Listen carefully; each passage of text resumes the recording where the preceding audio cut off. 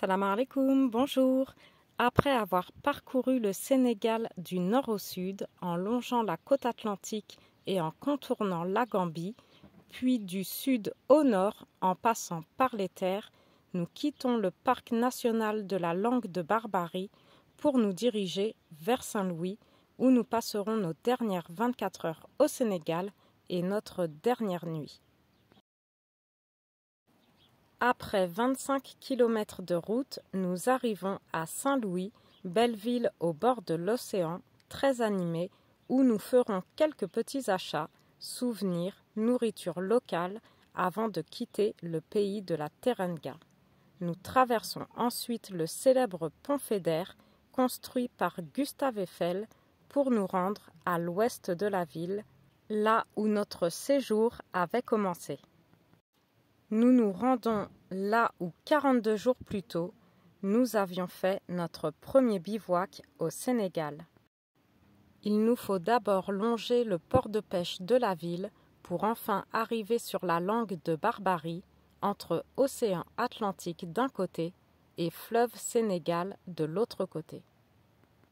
Nous sommes en bord de plage, une belle et longue plage de sable fin avec son eau cristalline. Nous sommes garés entre un complexe hôtelier de luxe d'un côté et un autre abandonné.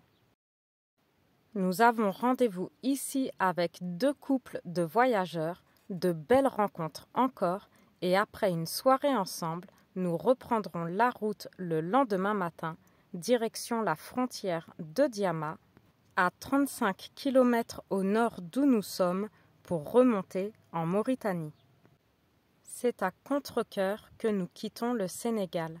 Nous avons passé ici des moments inoubliables, que ce soit avec les habitants que nous avons rencontrés, mais aussi avec d'autres voyageurs.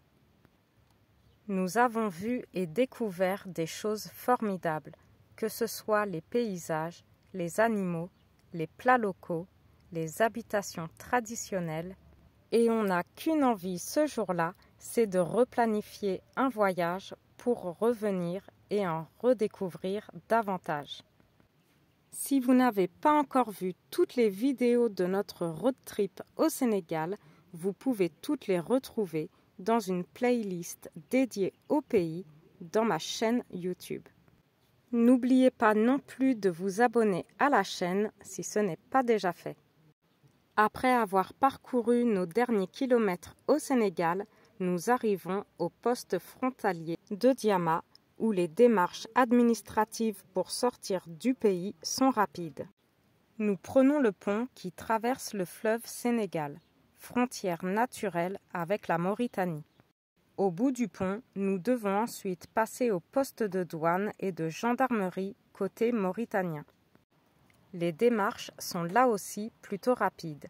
Et c'est maintenant 45 km de pistes qui nous attendent, pistes qui traversent le parc national du Diaoling, une réserve naturelle qui est bien asséchée par rapport à notre route à l'aller.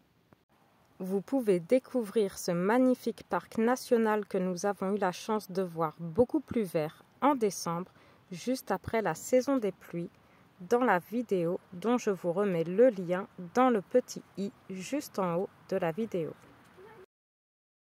Après ces 45 km de piste, nous arrivons enfin sur la route goudronnée. Après une petite pause rapide en bord de route pour déjeuner dans le camping-car, il nous reste encore beaucoup de kilomètres à faire pour atteindre un magnifique spot en bord de plage où nous avions passé une semaine à l'aller, à 25 km au nord de Nouakchott, la capitale. Nous perdons 1 heure à traverser cette grande ville. Nous arrivons à destination une fois la nuit tombée et apercevons 7 poids lourds aménagés et camping-cars qui avaient trouvé le spot sur une célèbre application de voyage où j'avais ajouté ce coin que j'avais trouvé en fouillant sur Google Maps. Nous nous joignons à eux et passons la soirée ensemble. Mangeons tous ensemble le lendemain midi. Et après une journée off et 2 nuits sur ce spot, nous reprenons la route pour nous rendre cette fois-ci à la frontière Mauritanie-Maroc. 420 km de route nous attendent jusqu'à la frontière avec des portions de route en assez mauvais état. Ayant roulé toute la journée 2 jours auparavant, de Saint-Louis du Sénégal à la plage à 25 km au nord de Nouakchott, j'ai quitté le spot avec le réservoir de gasoil quasi vide. Je me souviens bien qu'à l'aller, il y avait des stations-service entre Nouakchott et la ville de Chamy. Sauf que ce jour-là, toutes ces stations étaient à sec de gasoil. C'est donc au milieu de nulle part que je tombe en panne. Le premier poids lourd qui passe devant moi s'arrêta aussitôt. Un Marocain qui retourne également au Maroc avec son camion de marchandises. Sans hésiter et sans rien me demander en échange, il siphonne son réservoir pour me remplir le mien. Il fera ensuite la route derrière moi au cas où ce ne serait pas assez et qu'il m'en faudrait encore. Alors si un jour vous êtes venu à traverser la Mauritanie, ne comptez pas sur les petites stations de cette route nationale qui traverse le pays, mais arrêtez-vous soit à Nouadhibou, Chamy et Nouakchott pour faire le plein.